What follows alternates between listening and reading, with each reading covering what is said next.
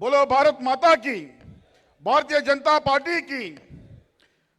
ಮಹಾರಾಷ್ಟ್ರದ ಮುಖ್ಯಮಂತ್ರಿಗಳು ಅಲ್ಲಿ ಭಾರತೀಯ ಜನತಾ ಪಾರ್ಟಿ ಮತ್ತು ಶಿವಸೇನೆಯ ನೇತೃತ್ವದ ಸರ್ಕಾರದ ನೇತೃತ್ವವನ್ನು ವಹಿಸಿದಂತಹ ಮಾನ್ಯ ಜನಪ್ರಿಯ ಮುಖ್ಯಮಂತ್ರಿಗಳಾದ ಏಕನಾಥ್ ಶಿಂದೆ ಅವರು ತಮ್ಮ ಆಶಯವನ್ನು ವ್ಯಕ್ತಪಡಿಸಿದರು।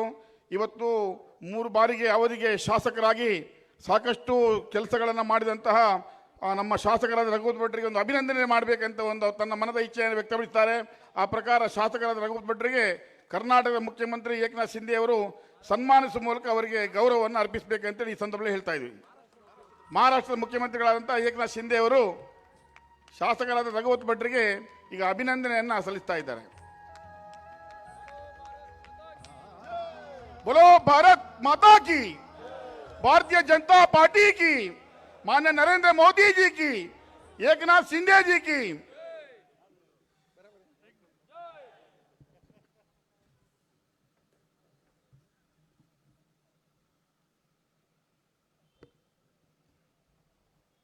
ಎಲ್ಲರಿಗೂ ನನ್ನ ನಮಸ್ಕಾರಗಳು।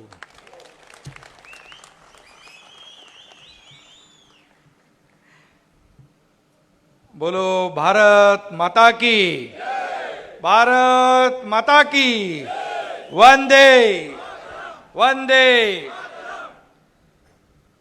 आज उडुपी विधानसभा चुनाव क्षेत्र के भारतीय जनता पार्टी के उम्मीदवार यशपाल सुवर्णा जी बहुत ही फेमस है वो इधर, बराबर ना। और यहाँ के सामाजिक कल्याण मंत्री श्रीनिवास पुजारी जी, जो इससे पहले या विधायक थे, वो रघुपति भट्ट जी, सुरेश नाइक, महेश ठाकुर, हमारे भिवंडी के संतोष शेट्टी, सुमित्रा नाइक, नरेश मस्के, सभी मंच पर उपस्थित हमारे उदय अन्ना भी है और उपस्थित सभी मान्यवर, और यहाँ इस विधानसभा के भारतीय जनता पार्टी के सभी कार्यकर्ता भाई और बहनों और सभी पत्रकार मित्रों, मैं कल से बेंगलोर से इस मैंगलोर में कई जगह पे कई उम्मीदवारों के प्रचार के लिए भी सब जगह गया, मंदिर का दर्शन भी हुआ और एक बहुत ही अच्छा माहौल जो है यहाँ देखने को मिला है। महाराष्ट्र और कर्नाटक सिर्फ एक दूसरे के पड़ोसी राज्य नहीं है। छत्रपति शिवाजी महाराज के जमाने से, छत्रपति शिवाजी महाराज के पिताश्री शाहजी राजे भोसले जी के जमाने से हमारा रिश्ता है। महाराष्ट्र के देवता विट्ठल को भी प्यार से कानडाऊ विट्ठलो ऐसे कहा जाता है। हमारी कई संस्कृति भी एक समान है। गुड़ी पाड़वा तो आपका भी युगादि होता है यहाँ पर, और एक स्ट्रांग कल्चरल बॉन्डिंग भी हमारे में है। उडुपी के बहुत सारे यहाँ के व्यापारी, यहाँ के जन्मभूमि यहाँ है, तो मुंबई महाराष्ट्र कर्मभूमि है। कई लोग वहाँ पर अपना नौकरी, व्यवसाय, व्यापार करते हैं। होटल इंडस्ट्री है, कई इंडस्ट्री में काम करते हैं, और इसीलिए, और होटल में तो मालूम है सब ज़्यादा करके आपके लोग हैं। और मैं ये भी कहूँगा कि जब कोविड में आपके कर्नाटक के सब जितने भी लोग हैं, उन्होंने बहुत ही महाराष्ट्र में अच्छा काम किया, लोगों को सेवा दी। और इडली सांभर वड़ा सांभर तो दुनिया में किधर भी जाए तो फेमस है। इडली सांभर वड़ा सांभर, महाराष्ट्र का वड़ा पाव, बटाटा वड़ा, ये खाद्य संस्कृति भी है और हमारी संस्कृति भी है।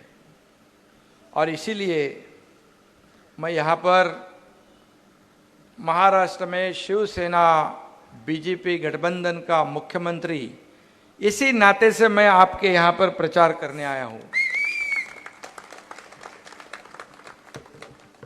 और हम दोस्ती करते हैं तो दिल से करते हैं, प्रेम से करते हैं और दोस्ती को पूरा निभाते भी हैं हम लोग।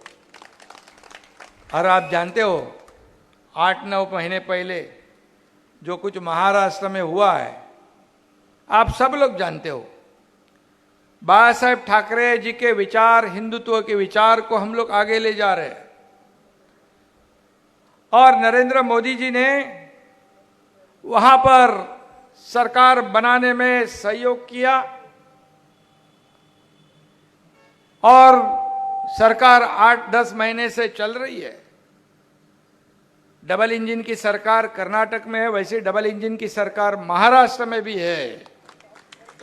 और डबल इंजन का क्या फायदा होता है मैं बहुत ही अच्छी तरह जानता हूं, क्योंकि मैं मुख्यमंत्री हूं। पिछले हमारी सरकार स्थापित होने से पहले 2.5 साल हमारे राज्य में कुछ काम नहीं था, बंद था। राज्य 5-10 साल पीछे जा चुका था। लेकिन जैसे ही हमारी सरकार, बाला साहेब ठाकरे जी के विचार की हिंदुत्ववादी सरकार, विकास के लिए आगे बढ़ने वाली सरकार स्थापित होने के बाद हम लोगों ने गाड़ी ट्रैक पे लाई और अभी इतने बड़े बड़े प्रोजेक्ट वहां पर चल रहे हैं।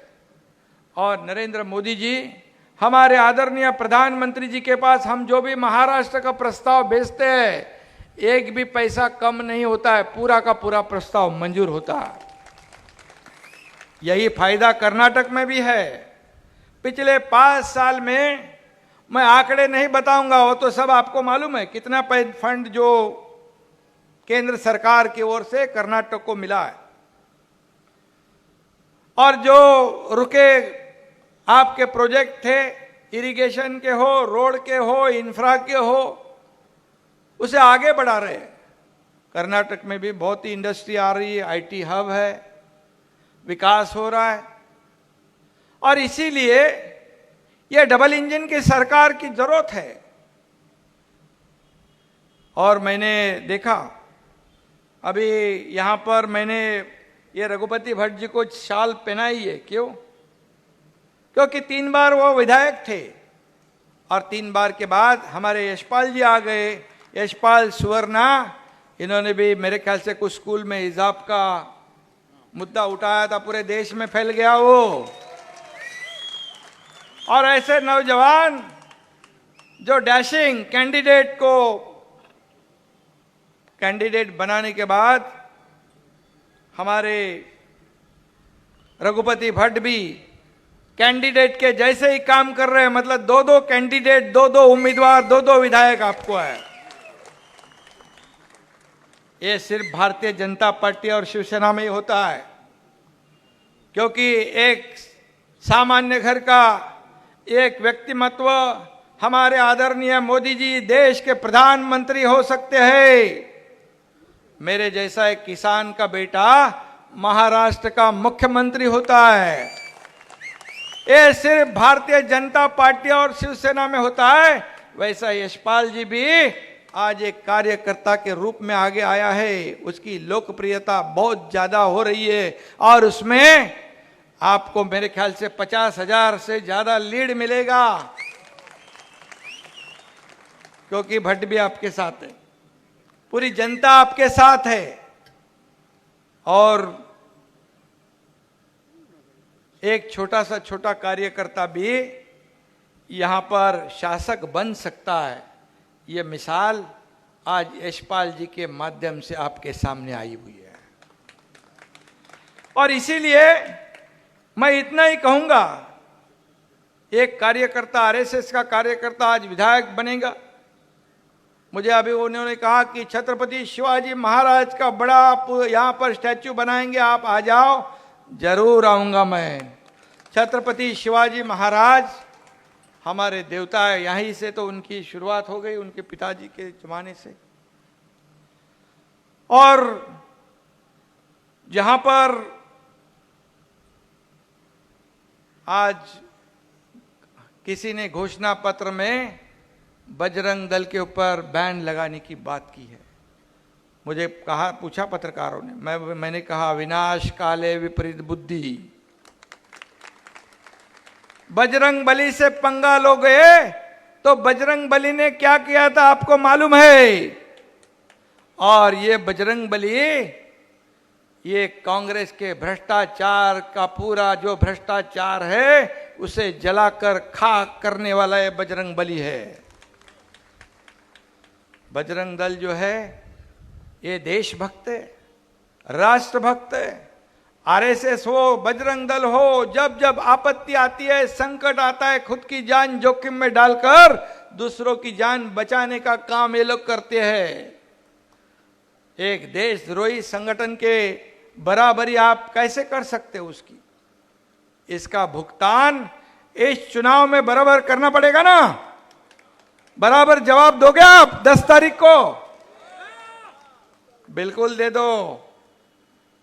और मैं इतना ही कहूंगा, हिंदुत्ववादी संगठनों से कितनी जलन है, कितना द्वेष है, ये इससे दिखाई पड़ रहा है। और आजादी के बाद इस देश में जानबूझकर हिंदू विरोधी जो बातें फैलाने का काम यहां पर कुछ लोग जानबूझ के कर रहे हैं। और उनको डर है कि हिंदू जागेगा तो उनकी दुकान परमानेंट बंद हो जाएगी। और इसलिए बार बार हमारे प्रधानमंत्री जी का अपमान करते हैं। जब मैंने कहा, देखा है 2014 में आदरणीय प्रधानमंत्री मोदी जी की सरकार स्थापित हो गई, तब से हिंदू का सम्मान होने लगा, हिंदू जागरण होने लगा। और यहां पर गर्व से लोग हिंदुत्व का नाम लेने लगे। मैं यहां कहूंगा, हमारे हिंदू हृदय सम्राट बाला साहेब ठाकरे जी ने कहा था, गर्व से कहो हम हिंदू है।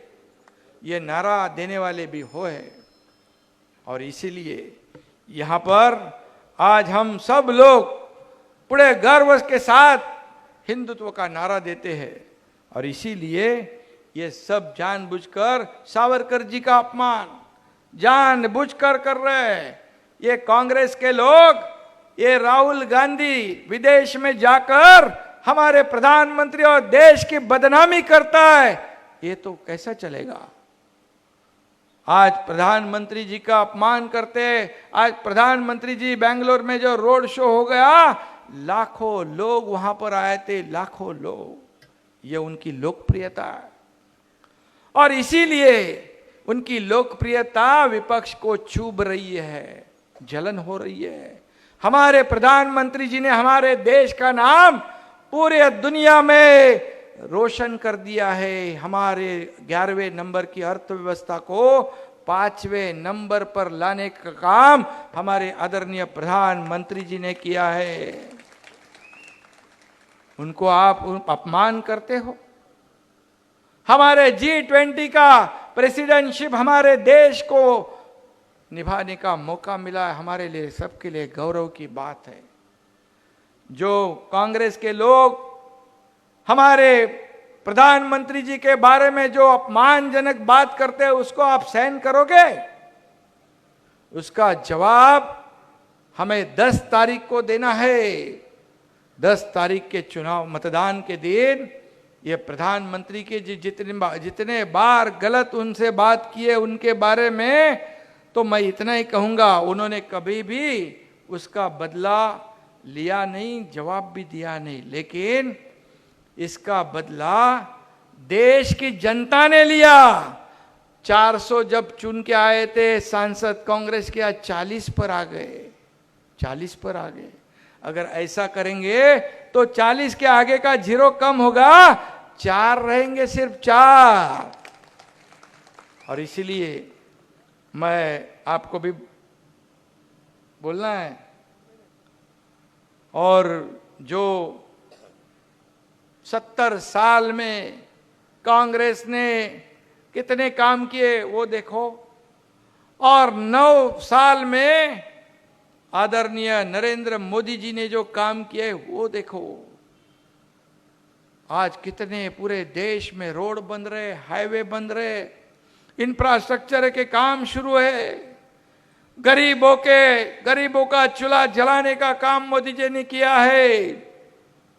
हर एक गरीब को गरीब रखने का काम कांग्रेस ने किया है। गरीब गरीब रहे तो हाथ जोड़ के खड़ा रहे, लेकिन मोदी जी ने यह चित्र बदल दिया है। गरीब को जो सुविधा देने का काम किया है, गरीब को मुख्य प्रवाह में लाने का काम किया है, उसके जीवन में बदलाव लाने का काम किया है, उसके बच्चों को अच्छी शिक्षा देने का काम किया है, उसके परिवार को आरोग्य सुविधा देने का काम किया है, और इस देश को विकास की ओर ले जाने का काम किया है। और इसीलिए मैं इतना ही कहूंगा कि आने वाले 10 तारीख को आप जागरूक रहना है। यहाँ कितनी सीट है इस जिले में? 5 के 5 जीतेंगे, 5 के 5 जीतेंगे, जितना ही पड़ेगा, क्योंकि ये चुनाव सिर्फ कर्नाटक का नहीं है, यह चुनाव सिर्फ बीजेपी का नहीं है, यह चुनाव नरेंद्र मोदी जी का है, यह चुनाव देश का है, यह देश को आगे बढ़ाने का चुनाव है और मोदी जी के हाथ मजबूत करने का चुनाव है। क्योंकि एक नया भारत बनाने का सपना मोदी जी ने देखा है, और इस देश को महासत्ता की ओर ले जाने का सपना भी उन्होंने देखा है। और अगले 2 साल में इस देश की अर्थव्यवस्था $5 ट्रिलियन बनाने का भी उनका सपना है, और इसीलिए हमें आगे बढ़ना है। मैं इतना ही कहूंगा कि अभी जीएसटी में भी 1,87,000 करोड़ महाराष्ट्र का कंट्रीब्यूशन है, और कर्नाटक भी दूसरे नंबर पर है। यह भी अपने लिए बहुत बड़ी बात है। और इसीलिए मैं आपको फिर विनती करूंगा कि 10 तारीख को आप पूरे जोर शोर से, ताकत से, जितने भी भारतीय जनता पार्टी के कैंडिडेट हैं उनको हमें विजयी बनाना है। कमल का निशान है, उसका बटन दबाना है, और हमारे यशपाल जी को तो जोर शोर से चुनाव में जिताना है, लेकिन जितने भी कैंडिडेट हैं सभी लोगों को जिताना है। ई बारी बीजेपी पूर्ण बहुमत सरकार बरलेबेकू। धन्यवाद, धन्यवाद। वंदे मातरम। धन्यवाद।